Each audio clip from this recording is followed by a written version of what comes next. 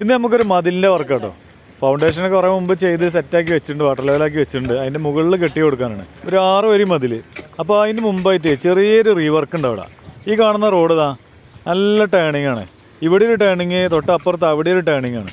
അപ്പോൾ റോഡിൻ്റെ ഈ സൈഡ് വരുന്നിടത്തേ ഇവരെ ഭൂമി കിടക്കുന്നത് അത്യാവശ്യം കുഴപ്പമില്ലാത്തൊരു വെൻ്റായിട്ട് റോട്ടൊക്കെ ഉണ്ട്. അപ്പോൾ അത് വണ്ടികൾ വരുമ്പോൾ തടസ്സമില്ലാത്ത രീതിയിൽ നമ്മൾ ഏതായാലും മതിൽ കെട്ടിപ്പൊക്കുകയാണ്. അപ്പോൾ റോട്ടൊക്കും കുറച്ച് സൗകര്യപ്പെടും, മതിലൊന്ന് ലെവലായി കിട്ടും. അതിനും വേണ്ടിയിട്ട് എന്ത് ചെയ്യുക, ആ വളഞ്ഞ ഫൗണ്ടേഷനൊക്കെ പൊളിച്ചിട്ട് ഒന്ന് ലെവലാക്കി എടുക്കണം.